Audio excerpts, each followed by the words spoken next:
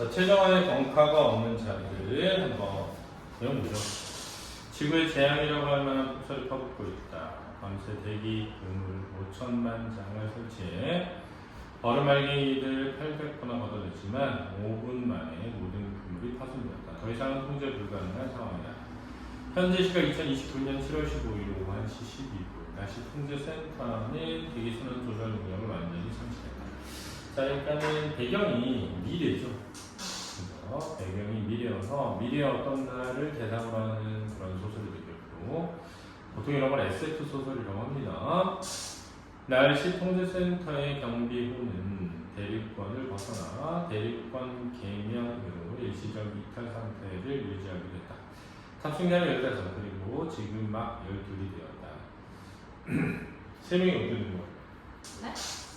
3명이 어떻게 된 거야? 귀였어요. 통제 불가 상황을 보고하기 위해 결제창 입력 버튼 누르기도 전에 내부 모니터를 통해 대장과 소장 팀장이 황급히 비상용 소형 비행선으로 갈아타는 모습을 확인했다. 그들은 아마 우주 벙커, 적의 사격이나 반칙으로부터 아군을 보호하기 위해 만든 구덩이로 대표할 것이다. 그것이 상관들과의 마지막이니 씁쓸했지만 그런 감정을 느낄 여유조차 우리에게는 없었다. 화면에서 거대한 소용돌이가 우리가 살아온 삶을 통째로 집어삼키고 있었다. 날씨를 예측할 수 없는 날들이 이어지고 무더위와 폭설이 2, 3일 간격으로 반복되었다. 기상현상을 관측하고 예보하는 것이 아니라 그 흐름에 맞서 대기를 인위적으로 조정하는 일이 날씨 통제사인 우리의 역할이었다. 미래 사회 날씨 통제사라는 직업이 있다는 가정에서 이야기를 전개하는 겁니다. 그리고 업무는 이제 종료되었다. 더 이상은 인위적인 방법으로 대기 상황을 통제하는 것이 불가능해졌기 때문이다. 언젠가는 그런 날이 올지 모른다고 생각해왔지만 막상 그 상황을 처하자 알몸으로 세상에 태어난 처음의 순간처럼 내게 한번 준비가 몸을 움직일 최소한의 근육 같은 것조차 준비되어 있지 않았다는 걸 깨달았다. 온몸이 덜덜 떨릴 정도로 두려웠다. 그 두려움은 지금까지 살아오면서 경험한 크고 작은 일들, 어린 시절 빈집에 남아 어둠 속에서 온갖 상상을 하며 겪은 공포나 연인과 헤어진 다음날 뭘 해야 할지 몰라 느낀 당혹스러움, 센터 입사시험에 세 차례 낙방하면서 통장 잔고 부족으로 며칠간 굶어있을 때 겪은 순환 같은 것들에 비교할 바가 아니었다. 그저 살고 싶었다. 대체로 무덤덤하고 싱드렁한 느리게 뛰는 내 심장에서 거칠고 항상하고 억척스러운 소리 비집고 나와 그게 무엇이든 붙들겠다며 사방의 허공을 휘저었다. 이건 뭐야? 살고자 하는 의지죠. 나를 살게 하는 것이라면 무엇이든 붙들겠다. 우리는 일단 대륙권 계면에 머물면서 경비용을 먹을 것과 마실 것이 얼마나 남아있을지 계산해봤다. 그걸로 며칠이나 버틸 수 있을까? 폭설의 기세가 누그러들면 경비에서 내릴 수 있을까? 여기서 내릴 수 있다고 해도 당장 갈 곳이 있을까?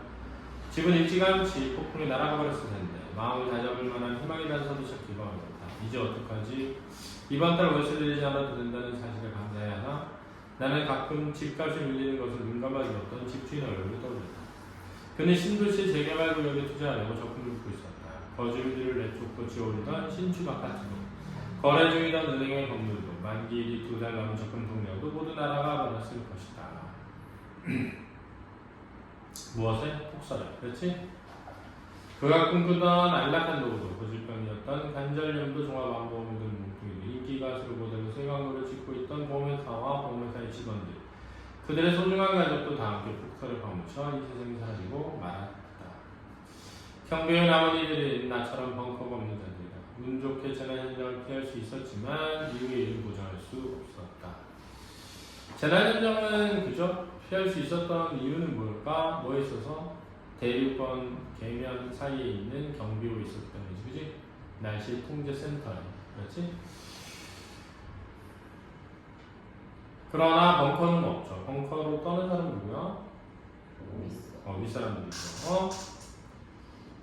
허공에 떠돌다 굶어 죽을지도 모른다는 방정맞은 생각이 들자 갑자기 며칠을 굶은 듯 배가 고프기 시작했다. 그 생각을 떠들어대자 옆좌석에 앉아있던 아영이 조정석 아래 서랍을 열어 토스트용 식빵 한 덩어리를 보여주었다. 당장 굶어 죽을지도 모른다는 불안감은 두툼한 빵 덩어리의 실제 앞에서 일시적으로 사라졌다. 진정이 되자 트림이 나왔다. 배고픔이 아니라 거업을 향해 갔다. 허기가 사라지자 목이 말랐다. 생수병을 꺼내 목을 좀 축이려다가 이제는 마시면도 귀하다는 것, 한 모금이라도 아껴 버틸 수 있다는 걸 깨달았다. 미래가 없음을 직감하자 과거의 기억이 물밀듯 밀려오기 시작했다. 발목에다 아버지 등에 엎인 채 등교하던 날들의 하늘에 교회에서 받은 사탕을 친구와 수첩과 바꾸고 들떴던 마음과 그 수첩이 물운동에 떨어져 통째로 젖어버릴 때 막연하게 느꼈던 희로애락의 기미들. 날씨 통제사가 되려면 기후에 대한 정보도 풍부하지만 침착을 유지하는 심리훈련이 기본이라던 기후중학과 선생님의 말씀. 오로지 공부에만 매진했던 고등학교 시절과 대기 통제학과의 전공을 선택할 때 느꼈던 환경에 대한 사명감, 센터 입사하고 부딪혔던 이상과의 괴리와 그것을 조율하며 성숙하고 성장하는 나이들, 날씨 통제센터로 면접을 보러 간 날도 떠올랐다. 착각을 하는 바람에 근처의 날씨 통제 협의회로 잘못 찾아간 데다가 내 차비선이 갑자기 불어닥친 한탕에 맞지 않게 터무니없이 얇았다.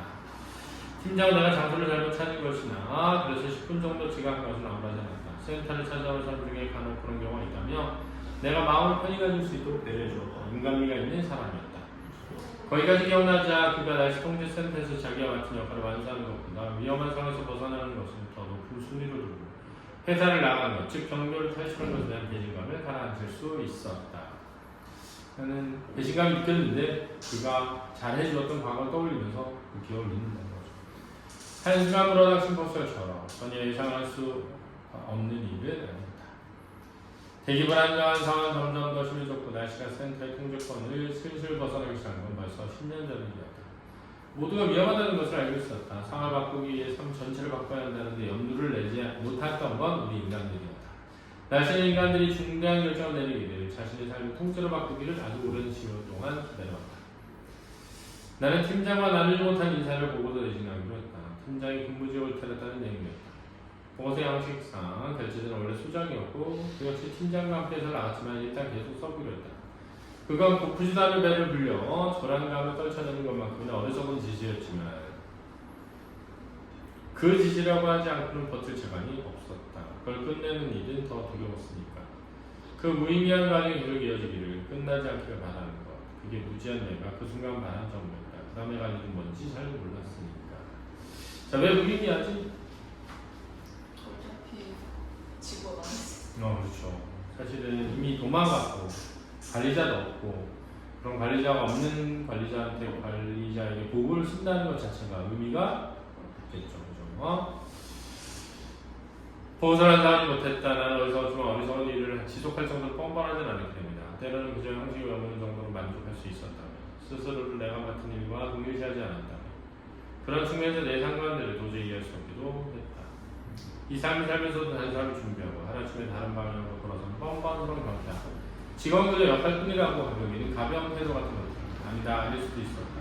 내가 이런 감정들에 시달린 것은 어쩌면 단순히 그들에게 주어졌던 대안의 삶이 벙커가 나에게는 없기 때문일지도 모른다. 만약 나에게도 그들처럼 갈 곳이 있었다면 나는 그들보다 먼저 경기에서 뛰쳐나갔을지도 모른다 라고 가정하는 거죠. 사실 내가 어떤 특별한 사명감이 있어서라기보다는 갈 곳이 없어서 여기 있는 것일지도 몰라야 하는 뜻이야. 동료인 재원은 더욱 침착했고 불편함에는 성공하는 게 지금은 사치라는 걸 느껴주었다. 이런저런 충동으로 부산스럽게 움직이는 나에게 차라리 아무것도 하지 않고 누워있는 편이 더 도움이 될 거라고 생각했다. 호흡을 가다듬고 피스. 재현의 마지막 목소리 나지막하고 침착했다. 그가 평소에 요가를 수행하면서 심히 쉬는 소리하는 했을 때 비웃었던 것을 발견했다. 왜? 그게 지금은 뭐하니까 도움이 되는 것 같아서. 평소와 비슷한 정도의 감정 사이클을 유지하고 있는 것과 달리 나는 이 상황을 인지하는 것만으로도 호흡이 가깝다.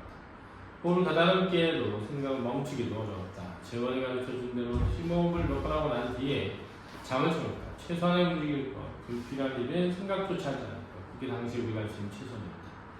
잠깐 졸다가 꿈꾸면서 지금 목소리 딱 채우기 전에 기후현 이상현상 기간이었고 나는 여전히 날씨 통제와 업무를 수행하고 있었다. 잠이 깼을 때의 허망감이나 그리고 꿈속으로 돌아오고 싶을 뿐이었다. 침대 2층에서 들려오는 재원이의 숨소리 들으며 다시 꺾여지는 호흡을 정지했다. 가라앉혔다. 자, 다음날 오전에는 경기에 나온 12명이 모여 회의를 했다. 일단 밖으로 나가야 된다는데 의견이 일치했다. 언제 가져올지에 대해서 의견이 분분했고 달렸고 외출의 목적과 방식에 대해서도 각양각색의 이야기를 해놨다. 최종적으로 합의된 내용은 밖에서 식량을 구해야 한다는 것이었다. 다음 생각할 여유는 없었다. 우리는 오늘 당장 먹을 음식이 없었다. 연료는 일주일 분량밖에 남지 않았는데 그 문제는 나중을 미루었다. 착지 지정 정하고 그 준비한 지역의 날씨를 조정하기로 했다. 식량이 없고 연료가 부족한 것과 마찬가지로 기후재료들도 모자랐다. 우리는 합성물질의 비율을 높여 대기순환을 시도하기로 했다. 합성물질로 대기를 순환시킨다는 건 비상사태 작용하는 전략이다. 교과서의 맨 마지막 단락, 그것도 작은 네모 칸 안에 대여섯 줄로 적혀 있었던 팁으로 시험 문제 나오기도 없고 실제로 생활에서 없을 거라 생각했던 거다. 근데 그런 경우가 뭐 한 거야? 현실이 된 거지. 이 결정이 지구 전체적으로 상황을 더 악화시킬 수 있으면 물론이었다. 하지만 그렇게 했고 합성물질의 비율을 높인다는 것은 위험수위가 더 높아진다는 것을 뜻이었다. 그래도 이대로 밖으로 나가는 건 충분히 좋겠다. 우리는 매주 월요일에 그랬던 날씨를 계획했다. 그 즈음의 날씨는 예고가 아니었다. 영화 상영관 시간표를 짜듯이 날씨를 짰다. 매일매일의 미세먼지와 이산화탄소 물량을 확인하면서 남아있는 기후재료를 양을 고려해 적절한 온도와 습도를 계산했다. 물론 기후재료는 언제나 부족했다. 쌀이를 부족해서 굶주린 아이들의 식탁에 감자, 고구마, 옥수수 섞기 등 어떻게 한 그릇의 밥을 올리는 가난한 오가는 기분으로 우리는 날씨를 걱정을 했다. 고백하건대 우리는 기후재료에 플라스틱 분해 합성물질을 섞었다. 그렇게 하지 않았다면 이미 몇 년 전에 지구대기는 순환을 멈췄을 것이다. 당시 우리 사회에서 유행했던 농담이 있다. 바셀린의 개발자가 매일 한 스푼씩 바셀을 먹었는데 100살까지 살았다고 해. 그리고 만약 그가 바셀을 먹지 않았다면 그보다 더 오래 살았을 거라고. 기후재료 합성물질을 섞는 일의 안전성에 대해 아무도 확신할 수 없었다.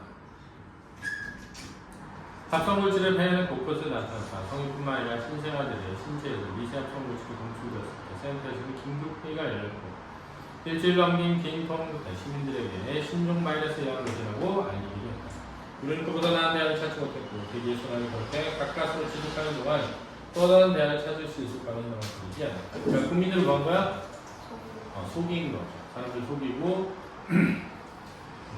그리고 지금 합성물질을 이용해 얼어붙은 땅을 녹여냈다. 보유하고 있는 기후재를 전부 쏟아부으면 일부 지역이 남아 선택적으로 온도를 높이고 습도를 낮추는 것이 가능했다. 그것이 지금 우리가 할 수 있는 최선이었다. 라고 합리화하는 거지. 흡설이 초토화시킨 건물들의 잔을 위로 흔들고 싶었다. 함께 그 모습을 지켜보는 직원이 하품을 하며 온몸을 들게 되었다. 그의 몸에서 오랫동안 씻지 못한 냄새가 올라왔다. 내 몸에도 마찬가지였다. 그런 것은 아무 상관이 없었다. 이틀 뒤에야 며칠이 가능할 것 같지? 아마도 우리는 피크닉이겠지? 나쁜 사람들처럼 무덤덤하게 그런 대화를 한다. 정부에서 우리가 2~3m 떨어진 길에는 한파에 쏟아진 채 죽음을 맞는 사람들이 쌓여있었다. 그들의 시체가 서서히 썩기 시작할 거고 시체를 처리하는 것은 아마 우리의 몫이겠지만 지금 일단 매출에 집중하기로 했으므로 그들의 주검 앞에 두고 잠시 고개를 숙인 채 눈을 하는 것으로 간단히 우려를 제시했다. 그보다 급한 것은 식량이었다. 마트에서 식량을 구할 수 있을까? 물론 그 식량도 언젠간 다르게 나겠지. 하지만 그 사이에 또 무슨 일이 일어나지 않을까? 이제 먼 미래에 대해서는 전혀 상상하지 않게 되었어. 저희가 나를 부르셨다. 왜? 지구가 멸망에 가까워지거든. 그지? 마트가 어딨어? 나를 밖에 나간다는 것에 못났나 보지. 바깥에 마트나 식량을 보면 어떤 건물도 남아있지 않다는 생각을 하지 못했다. 그렇구나. 헛웃음이 나왔다. 식량을 찾는 게 아니라 무엇이 식량이 될 수 있을지를 찾아야 했다.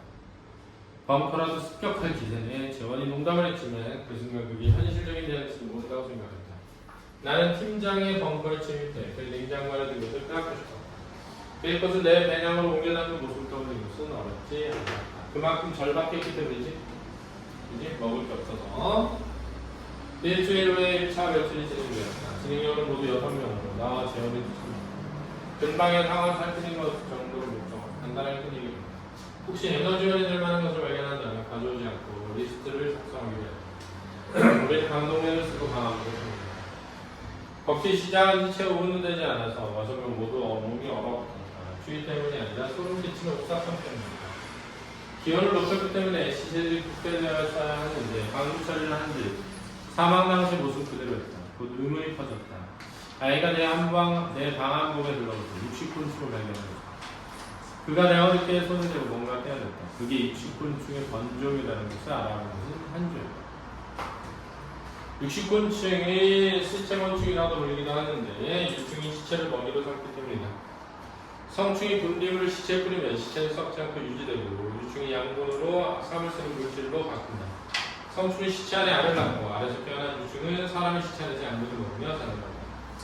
그게 우리가 본 인류의 미래였다. 겉은 사람의 모습을 하고 있지만 내부는 곤충의 유충으로 모두 이루고 있다. 비극적인 상황이지. 한주는 60곤충에 대해서 자기가 알고 있는 말을 간단히 설명한 뒤 머리가 긴 어떤 남성의 시체를 풀어 피부를 절개했다. 얇은 피부 한쪽은 과연 동그랗고 작은 크기 한 알들로 빼고 붙여져 있었다. 후역질이다. 재현은 고개를 떨어뜨렸다. 지천으로 널린 인간의 시체가 변종곤충의 서식지로 바뀌는 걸 실험을 했다. 우리는 계획을 무리한 연기하고 1차 외출에서 설치한 카메라를 통해 바깥 상황을 살폈다. 새로운 변종곤충이 얼마나 미해한지는 몇 시간이 지나지 않아 알 수 있었다. 아래서 빨갛고 작은 벌레가 날개를 걸고 깨어났다. 그 다음에 나는 몸집이 몰라 보이는 것 없고 럭비공이 미리를 뛰어오르기 시작했다. 육식곤충들은 시체를 뛰어다니면서 알을 낳고 보안 유충은 시체를 먹으며 몸집을 키웠다. 모두 사라졌다고 생각하지 아니었네. 재원이 상황을 긍정적으로 해석하려고 노력하는 것 같았지만 왜? 벌레들이 있으니까 곤충들이 이만희 잔뜩 찡그린 채였다. 재원이가 그 말로 하는데 1분도 지나지 않아 영희가 그대로 쓰러졌다. 우리는 모두 놀라 기겁했는데 그는 바닥에 쓰러진 상태로 잠이 들었다. 극심한 스트레스로 인해 기면이 발생한 것이다. 참 갑자기 드는 거. 아야는 침대로 옮기고 한 주간 곁을 지키기로 나머지는 다시 얘기를 했다. 만약에 온열 요가를 계속 하다가 땅속에 잠들었던 60곤충이 모두 깨어나면 어떻게 되는가? 시체는 모두 사라지고 지구상의 인류는 우리만 남는 거야. 벙커에 있는 사람들과 뭔가를 할 수 있지 않을까? 시체가 눈앞에서 수백 마리의 벌레가 바뀌어버리더니 말도 안 돼요. 어떻게 이런 일이 일어날 수 있지? 그들이 우리가 뭔가를 생각했다면 벙커를 설치하지 않았을까요? 자, 여기서 그들은 고위직 관료자들이야. 그 사람들은 우리에게 물이 열어줄 것 같아? 아니라는 거지, 그지? 소리 잡고 있나? 60곤충부터 시체를 구할 수 있는 방법이 없을까? 다른 생각을 쓴다는 건 영 끔찍한 일이지만 가만히 사는 것은 자살의 의도이다. 한중의 생명체를 때려 죽인다는 상상만으로 나는 얼굴이 붉어졌다. 한국의 표정을 춥다. 무슨 소리가 들린 것 같아. 나 지금 기계음이었다. 60곤충이니 시체를 파먹는 유충이니 하는 이야기를 하던 중이나 우리 뇌에 다른 존재가 움직인다는 게 겁이 난다. 하지만 분명히 뭔가 움직이는 소리가 들렸다. 우리는 소리를 따라 내려갔다. 소리는 기계실에서 헤어나오고 있었다. 분명히 최소한의 유지 시스템만 남기고 모두 정지시켰는데 작동하고 있는 기계였다. 경비원과 지구에 착지할 때 고장이 난 모양으로 기기는 불연속적 공을 내면서 묵묵히 작동했다.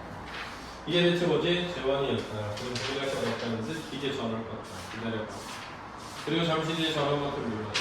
기계가 돌아가도 경비원에서는 아무 일도 일어나지 않았다. 잘은 모르겠지만 전력이 어디론가 흘러가고 있다는 사실은 분명히 어디로 그거라는 것보다 작동을 멈춘 게 우선인 것 같다.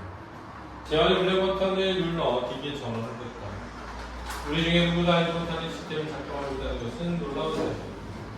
그걸 누가 구하면서 작동시켰는지 그 사실이 왜 공유되지 않았는지 알 수 없지만 에너지를 끌어다 쓰고 있는 누군가의 공간이 존재한다는 것은 언뜻 희망적인 상황처럼 다가오게 됐다. 왜? 그럼 그 공간에 사람이 살 수 있을 테니까. 얼마 뒤 그게 누군지 알겠을 때 나는 그들이 아니라 스스로에게 좀 실망했다. 기기가 연결된 것은 우주의 방법이었다. 지구에서 삶을 포기하고 우주로 날아가는 사람들 말이다. 그 장치는 일종의 블랙박스로 내분선과 녹음과 실제 송출에 쓰이는 것들이었다. 그들은 이 장치는 일종의 블랙박스로 내분선 녹음과 실시간 송출에 쓰는 것이었다. 그들은 우리에게 남은 연료로 이곳을 상을 전해 듣고 있었던 것이다. 나는 그들을 향했던 그림과 의미를 모두 내려놓았다. 완전히 이제 배신감을 가지게 된 것이지. 이렇게까지 하면서 살아있다면 스스로에게 변미할 어떤 이유라도 되어 하지 않을까? 너가 생각하는 사람은 세상에 많지 않을 걸. 더군다나 벙커로 이동하는 사람에게는 단 한 명도 없다고 장담한다. 어떤 양심을 가지고 있는 사람이 있을 수 없다. 이렇게 얘기하는 거야. 만약에 영혼의 에너지가 있다면 무엇을 위해 써야 할까? 우주로 도망친 소수의 명령이 자신의 수명 늘리는 일에 아니면 벙커 없어 목숨 위태로 오진 또 몇 명의 사람을 위해 두 집단에 어떤 차이가 있을까?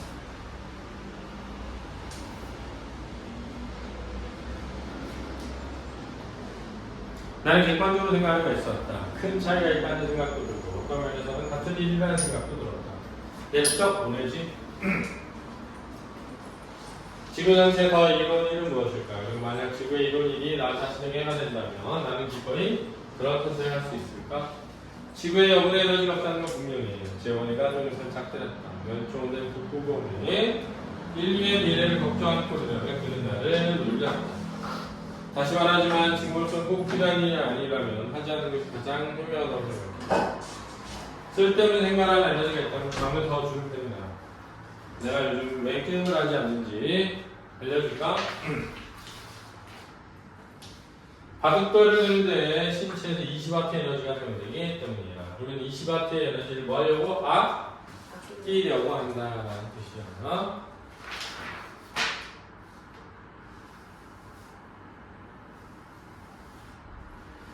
기체가 살아가는 게 목적이라면 이 말이 맞겠지. 나는 마치 너 자신을 뛰어넘을 수 있다는 듯이 말하는 거야. 개체가 살아가는 게 목적이 아니라 인류가 살아야 되지 않을까 이런 거 알았지? 나는 대답하지 못했다. 저희가 어깨를 으쓱했다. 이런 논쟁이 무슨 소용이 있겠어. 너와 내가 사이좋게 지내는 것이. 또 지금 시기에 가장 현명한 길이라고. 네 기분을 건드릴 의도는 전혀 없었어. 미안해. 나는 그의 사과를 받아들였다. 그가 에너지를 절약하기 위해서가 아니었다는 말을 덧붙이고 싶긴 했다. 나는 그처럼 현실적인 사람은 아니었다. 내게 지키고 싶은 가치도 없었다. 재현은 그 가치라는 것이 단지 과거의 특정 시점에 유효한 도덕성에 불과하다는 것이었고 나도 그 말에 동의했지만 그가 내게 잠시나마 누린 사치라고 해도 좋았다. 이 말은 나도 그 가치를 머지않아 내버렸다는 뜻이기도 하다. 아직도 벙커가 마음에 걸려 소장이 팀장이 그들이 여기를 버렸어. 우리 목숨을 내주면서까지 그들을 보호하는 이유는 뭔데? 재현의 말에 맞았다. 우리에게 시간이 없었다. 벙커에 있는 자들의 생각이 여유 같은 건 존재하지 않다. 어떻게 하면 다시 대지가 순환할 수 있을지 얼음에 갇혔다가 이제는 벌레의 먹이가 된 시체를 어떻게 할지를 서둘러 결정해야 했다. 여기까지 잠깐 끊었다 갈게요.